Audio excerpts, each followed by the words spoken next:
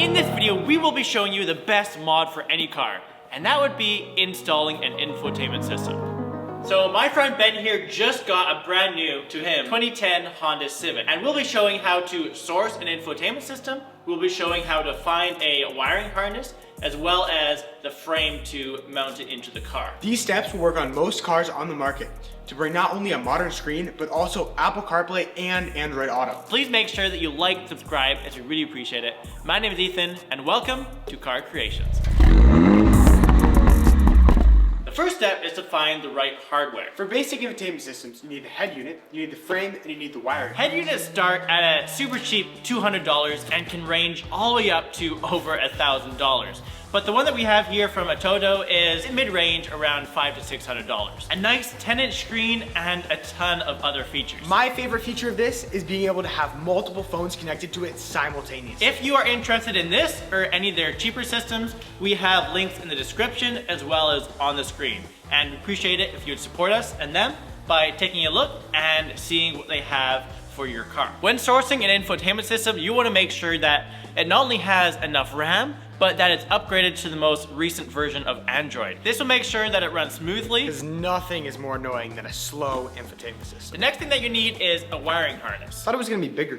Most head units have a wiring loom that plugs into the back of the head unit, and it has these open wires hanging off of the back of it.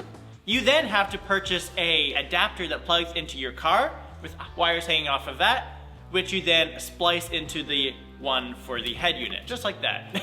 This may seem daunting, but don't worry. There's an aftermarket company called Metra, which makes a ton of these wiring harnesses for a ton of different brands. So all you have to do is open up Amazon, search Metra, and then add the name and make of your car. Once you search that, you'll get a whole multitude of different companies selling the right adapter for your car. Next, you're gonna need something to be able to splice these two together. And we have something here called shrink solder tubes. And basically you just put each one of these onto the end of here, and you match the colors up, and you get a flame or a heat gun or a blow dryer, and you just melt the solder, and voila, you have a nice joint. Finally, you need a frame for your car. Back in the old days, they used this system called double DIN, which basically all you would have to do is just swap out the car OEM one with your aftermarket one. These days, you actually have to buy a frame that will match the dashboard of your car to retrofit the double DIN system into your car. Now, it's super simple to buy this. Once again, all you have to do is search on Amazon with Metra and then the name and make of your car, and voila. Without any further ado, let's install this. This is where you have to get into your car and start taking apart the dashboard. It's not too hard for most cars. Just go on YouTube and find a video specifically about your car to remove your dashboard. For this car, it's a 2010 Honda Civic, and in order to do so, we just need a trim remover tool and a Phillips screwdriver. There's just 2 screws under the dash, and there is just a piece of trim that you ply off with the trim remover tool, and then you can pull out the factory dash out of the car. And before you start disconnecting everything, make sure you go and disconnect the battery. And the reason for that is there's a little passenger airbag light right there, and if you disconnect that, then you have to go to dealership to reset everything. So we don't mess that up. And then we have it out. So now we are going to head back to the bench with this, and we have to transfer everything over to the new dashboard. Ethan told me the next thing I'm supposed to be doing is just carefully taking these knobs off. I don't really know how, but just give it a little pry, and it seems to be coming off just like that, apparently. Now we can carefully put this on its face, and we're going to take out the AC controls as well as the airbag light, and we'll just transfer that over to the new one.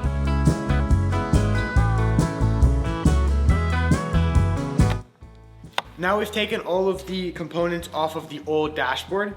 Now all we have left to do is put the screen on here. Oh, that's upside down.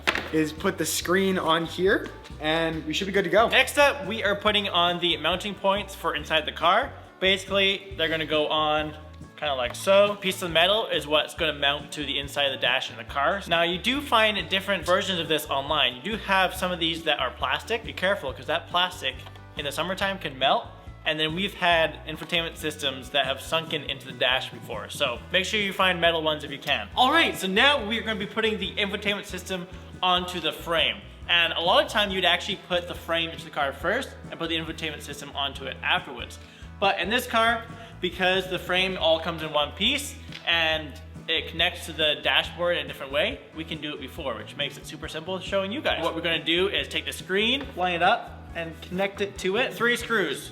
One on each side, one on the top. Screw them down so it sits into it firmly. So once it's screwed in, now what we can do is position the head unit in here where we want it. So the screw holes onto the back where it connects to the frame, and you can position those however you want the display. So we're going to fasten it down how we like it for our preferences, and then we can get to work on the wiring harness. We have it positioned how we like it. Kind of looks like a Tesla screen.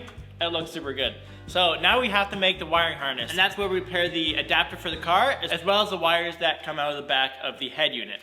And those will plug in right here. We are going to use a heat gun for this, the safest option and also the quickest option. And basically all you're gonna do is just pair up the wires. So for example, with green with black line, you check on here and that shows that it is left rear negative. So we get the other one and we connect it to where it's labeled left rear negative. We have this all ready to go, but what I am gonna do is get some of this tested tape, and we're just gonna wrap this up so you don't have something banging around behind your dash. I always love a good wrapped wiring harness. It just looks beautiful. Now it is time to plug everything into the head unit. So let's plug this harness in first. Both USBs, one is for data, one is for power. And then right here is the SIM tray.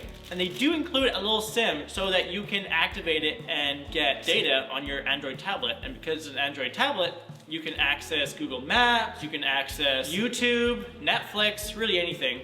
Obviously when you're only sitting still, not driving. A little dongle here for your Wi-Fi and Bluetooth, and that is for the wireless Android Auto and the wireless CarPlay. One of the nice things about this is that it has an HDMI port, so you could plug an HDMI into there if you wanted that. We're not gonna worry about that. When you put it into the car, just connect all the connectors before you snap the dash in and test it. You don't wanna put it all back together and suddenly you turn it on and nothing happens because you got your wiring mixed up or something. So we are going to do that first, test it, and then we should be set to go.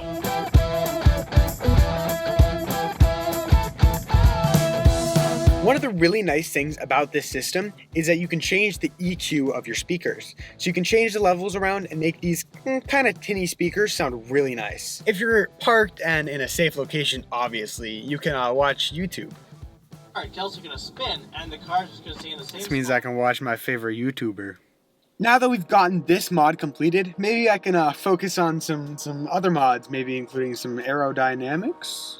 And that's the video. We hope you enjoyed. Please make sure that you like, subscribe, leave down below if you have any questions or comments. And if you like this system or anything similar, once again, we have links down below and appreciate it if you'd support us by using those links. We hope you all have an amazing rest of your day, and we'll see you in the next one.